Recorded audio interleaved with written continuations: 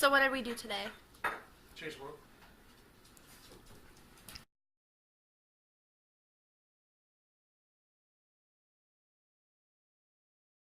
Thoughtful introduction. David Darty is a prime example of a true-to-life community leader.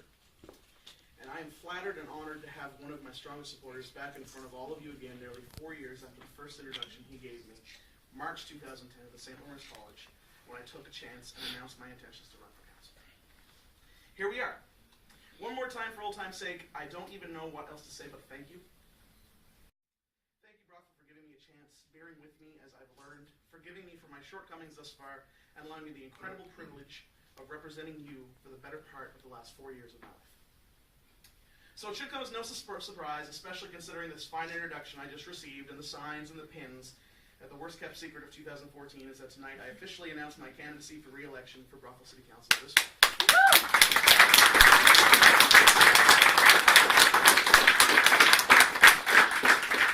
Matter of fact, I am proud to say that as of January 2nd, the first official business day after the new year at 2:27 p.m., I signed my name on the dotted line as the first local candidate in this October's election. This marks the second straight election where I've declared my intentions early, and let me tell you why. Aside from the obvious, like election campaigns take time and cost money, which are subjects I'll highlight later on, and David has already highlighted quite well, there's a larger fact that as a sitting city councillor, I've been been tasked with a very important job that doesn't end when the moment when a campaign begins. Brockvillians are tired of grandstanding election seasons where candidates and councillors alike are busy jockeying for position as opposed to addressing the real challenges facing our community. I have another 10 months of governing to go, and whether I'm elected or not, 2 months that follow after that. So let's get the grandstanding out of the way early. Let's get back to work fresh in 2014, continuing working on our water and wastewater budget, making some tough calls, and tabling a completed budget early in 2014 so that we can allow our staff the appropriate time to strategically focus on their mandates and objectives.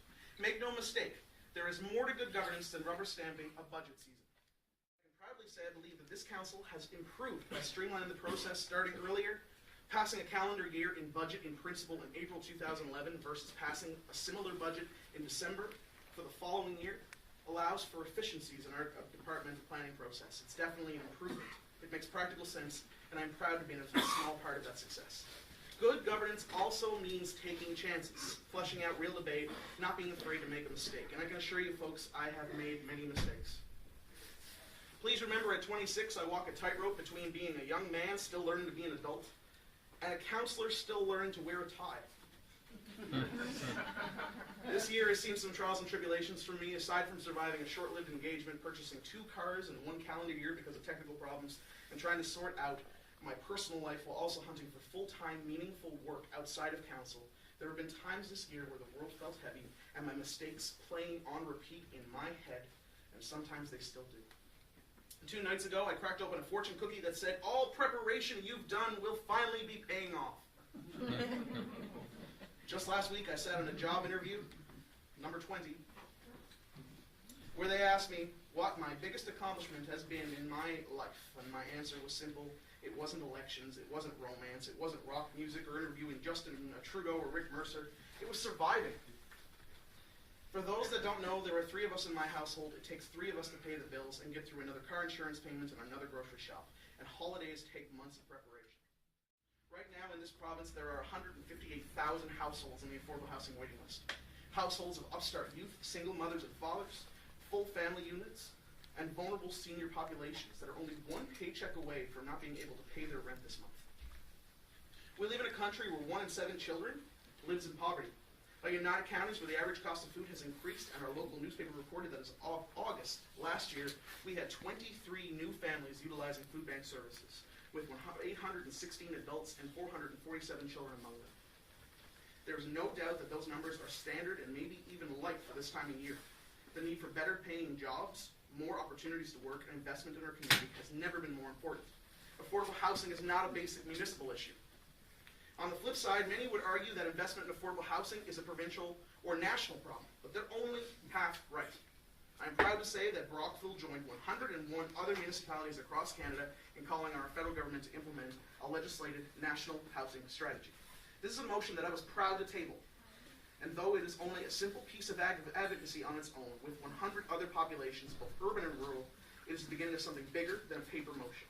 It is the beginning of a solution. Poverty should never be a partisan issue. A slow turnaround in North End Brockville subdivisions is challenging for developers who contribute so much to our local economy, tax base, and workforce. And I wish there was some magic formula to make this problem disappear. I think that a youth-friendly designation is possible for the city, and I'm committed to seeing that process through. We reached 7 of 10 criteria in our first application, and I, for one, find that encouraging. With this designation, we can go a step further to attract new families, young professionals, retain our youth. It will open up granting opportunities for youth play and infrastructure that we haven't had access to before. As well, the more times we commit fresh eyes and fresh ideas to this type of program, whether it be youth-friendly, age-friendly, cycle-friendly, what have you, we not only put Brockville on the map with more of an asterisk, not only do we attract new special interests and investments, but we also take an inventory of our deficits. We recognize where we've fallen short, and this allows us to pinpoint where we have problems that need rectifying.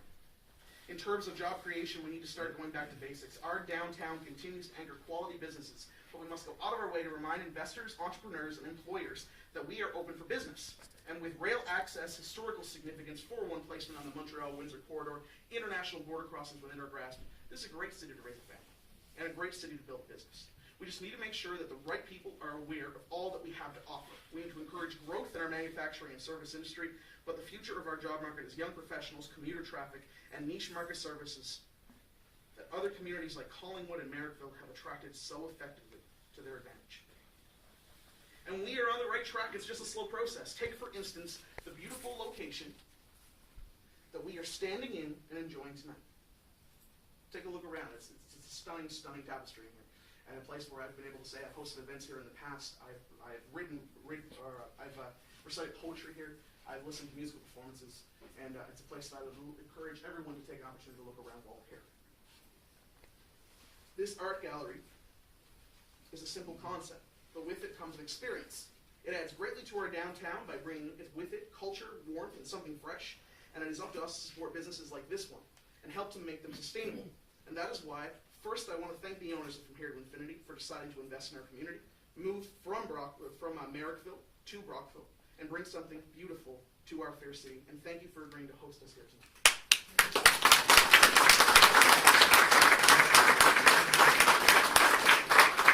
So once again, I want to encourage everyone to explore this space after tonight's proceedings have finished. Buy a book. I hear there's one for sale in the corner by some Leigh guy. Support a local business and feed families.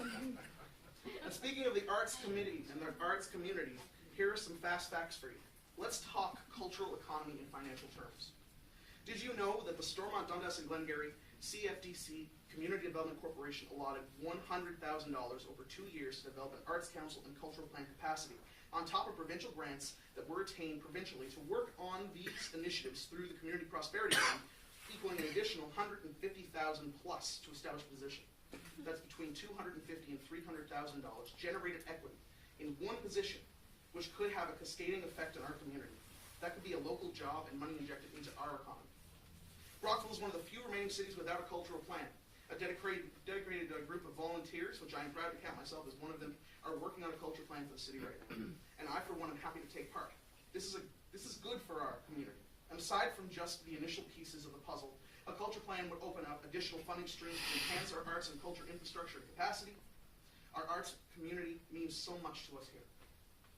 Whether it's the hard work of Howard Alexander, Deborah Dunleavy, or folks like Terry O'Reilly, folks I see around the room here tonight on our arts task force, the Leeds Grenville Arts Council, which Brockville took a lead role in spearheading, or whether it be Heather and Sean at venues like J.R. Bailey's just across the street, who have gone out of their way to create a powerfully original atmosphere, restoring a broken down building and bringing with those aesthetic changes a change to culture of performer and clientele alike. Or maybe it's the Stevenson family, who despite a devastating tragedy earlier just a few months back, came together with community leaders and worked in collaboration with myself and other like-minded people to raise thousands of dollars for a bursary fund in their late son's honor, to honor musicians. You absolutely have my respect. I look around this room and there are dancers, musicians, there are sponsors, I see cultures, photographers, I know filmographers, DJs, makeup artists, storytellers, not to mention bit strip extraordinaires. And if we can turn that culture into economic stimulus and future sustainability, then let's do everything in our power to help make these streets come alive. Allow me to take one moment now to focus on what we have done right so far, this term. Because I don't want to focus on what just needs to be improved. It's a very easy thing to come up here and pound my fist and say, this needs to change. I also want to take a moment to congratulate my fellow councillors, city staff, and community leaders, especially city staffers who have had the grueling task of dealing with a very harsh kickoff to winter over the holiday season. We have also broke ground and nurtured new and exciting properties and developments. We have eliminated a seat for the next term to be more representative of our at-large system and our population demographics. We have had continuing discussion over service delivery review, emergency service efficiencies, capital priorities, and we work to rebuild depleted reserve funds. This council has worked well together, without many serious dramatic outbursts or breakdowns of councils past. Meeting time is being used efficiently, and I have immense respect for each of my colleagues. Matter of fact, I'll also take the time to highlight that I don't see any of my councillors or candidates as competition in some big race to the finish line. Our citizens will make their decisions, and we will stand by them. But although I won't be making a habit of endorsing candidates, I will congratulate them all on their hard work and courage. Everyone who puts their name on the ballot are doing so because they believe in their hearts that they have something to offer our community. They give countless hours of their own time, which is hard to quantify by a stipend, and we face ridicule on both sides of every debate, and there is no such thing as a private life. I wish every one of them the best of luck. And I know that I'll be paying attention to each candidate, not solely because I'm a candidate vying for a position, but also because I'm a voter who wants to see continued progress in my community, whether I am at the head table or not. But I also caution each of you in this room. Remember that you have 8 votes to work with for your council representatives, and don't vote arbitrarily. Vote with your heart and with your gut. And only vote for as many as you think represent you, your family, and the Brockville you want to see. Brockville's Money Sense magazine ranking has improved dramatically in recent years. In the 2012-13 showing, we saw a distinct change for the better over recent years. From 2011-12 rankings saw Brockville drop to 156th from 144th place overall the previous year as a quality living destination. While just last year, the showing has improved to 111. Now that's not where I want to be yet, but I have to give some credit. That's a 54 city improvement in 1 year. New this year is a ranking of best small cities, under 1,000 in population, in which Brockville fares even better, coming in at 62nd of the 139. But lists don't matter when our citizens are struggling to pay their bills or get to work. Despite StatsCan statistics that have more people entering the local labor force this past November over the previous year, a 1,900 person gain, as reported in the Reporter and Times recently, with 800 fewer people unemployed, the statistics might be promising, but don't count for much to those who continue to struggle to find meaningful, sustainable work that pays a living wage. People like many of you in this room. Husbands, wives, sons, daughters, however you choose to identify yourself. You are also homeowners, taxpayers, and the entire reason any of us are here doing what we're doing. The problem, many times, is we refer to ourselves as taxpayers before we identify as citizens, Brockvillians, neighbors.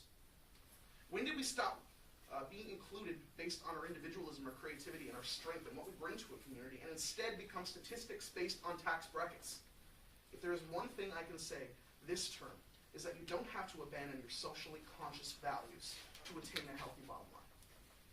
I led the charge on expanding public transit hours for a 6-month pilot project commencing next year. A service of that nature will absolutely come with a cost. And I did so because I feel this will help working families be safer, better contribute to our local economy, and help people get back and forth to work, making a serious and important utilization of a service that so many are not utilizing. Last year, over 10,000 passengers took advantage of the free transit days offering in Cornwall. This is not only more economical to the citizenry, but it has the potential to be a revenue generator for our community at a greater rate than it has been in recent years. We just need to make it more accessible. And anyone who has a disability, has taken courses at our community college, worked shift work at a factory overnight, or worked a part-time student job, or ever wanted to shop at our local stores after 6 p.m. without means of transportation or extra coin for a cab, can see firsthand how this can have a positive economic impact if we make sure we use this 6-month pilot, when it's initiated, to the best of our abilities. Now, on a personal note, since I joined council, I've lost 60 pounds of body fat.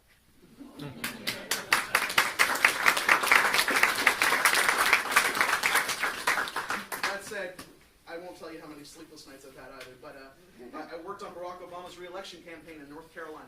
organized youth engagement events with Justin Trudeau, even had cupcakes with him not too long ago.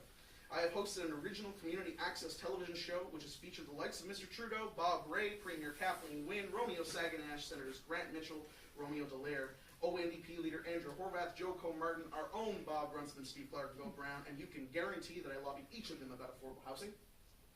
Pro wrestling world champion Big Papa Pump Scott Steiner, CBC television personality Rick Mercer, Council of Canadians chairperson Maud Barlow, who couldn't be here tonight but wanted to make sure that I mentioned she thinks I'm a breath of fresh air for Canadian politics. And I personally think she's one tough cookie, and I'm grateful for her thoughtful words.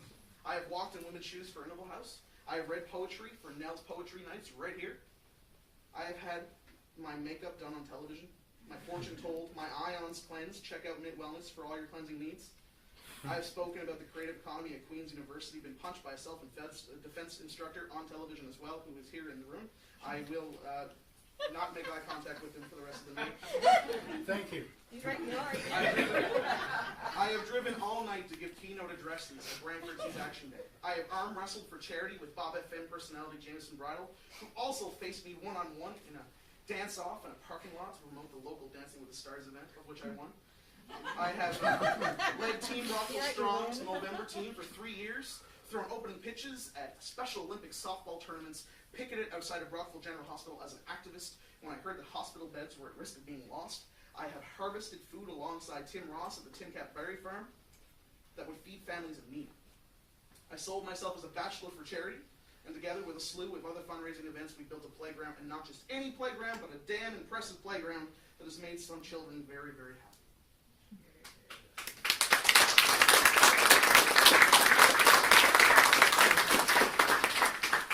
I have judged baking contests, worn mobility-impairing accessories to a council meeting to articulate disabilities. I have worn pigeon hats and read to preschoolers about the importance of not letting a pigeon drive a bus.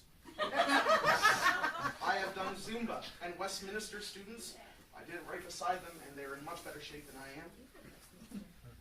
I have taken part in Walk Against Poverty and spoken as a dignitary at canned food drive launches. I have worked with amazing organizations like the Brockville Area Community Foundation to establish the Pathways Prosperity Student Grant to aid students living in affordable housing or on the waiting list to pursue their post-secondary educations, because the fact is one thing we've done by building that playground is we have made affordable housing part of the conversation.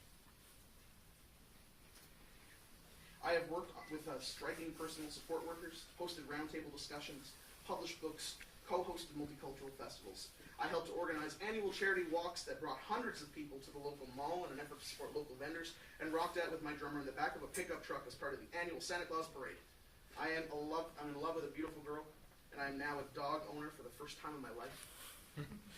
This time last year, I wasn't feeling nearly as excited about life, but the companionship I feel now is second to none. In the council chamber, I tabled the initial support for the Brockville Pride Parade to recognize an annual day of pride and inclusion. The following year, I tabled a motion to expand it to Pride Week, filled with educational, inclusive events that promote equality. I'm a proud ambassador of Pink through Jer's vision, and can honestly say that the enthusiastic and inspired young leaders and allies who championed this cause in spite of harsh criticisms, so that together we could raise a rainbow flag with pride, you have all become pieces of my life, and you command my respect. Thank you for letting me share in that journey. I stood against an unenforceable sound barrier, decibel limit bylaw. I saw Brian here somewhere. I called out to him, but I might break the law. And thus I continue to oppose it. I advocated for a lower levy rate for this year's municipal taxes, said no to new iPads, and supported organizations like St. John Ambulance in their fundraising efforts because I believe they could be and have been a tremendous cost savings to our emergency services. I am currently working on trying to bring the Council of Canadians regional meeting to Brockville. As a homeless activist, I have advocated for community investment in a homeless shelter. I am proud to say that though it has taken a bit of time to establish itself, that the Brockville Youth Advisory Committee is running efficiently and is continuing to do outreach and publish valuable pieces of public documentation about youth engagement. I've gone on long enough. And I don't want this to just be me patting myself on the back for an exciting few years. What I want to do is thank you. Thank you, Brockville. If this were to end tomorrow, I'd be forever grateful for the experience, for this night, for all of you. So here's to those that supported me, and here's to those that looked past my age and forgave me when it got in the way of better judgment. Here's to those who forgave me for being a tattooed punk rocker.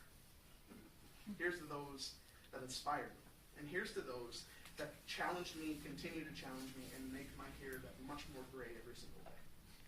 And here's to every person who's seen all of the on-tap potential that this incredible city has. If you would like to support my campaign further, we are collecting addresses for lawn signs that we are hoping to post later this year. If you are interested and willing, we are collecting donations for this campaign as well. I don't have big pockets to pull from. I am not a Chamber of Commerce candidate. I do not come from means. But I can promise my best foot forward. And any help you give tonight would be appreciated. You are only a reflection of those who you surround yourself with. This city can be so beautiful, and I am humbled.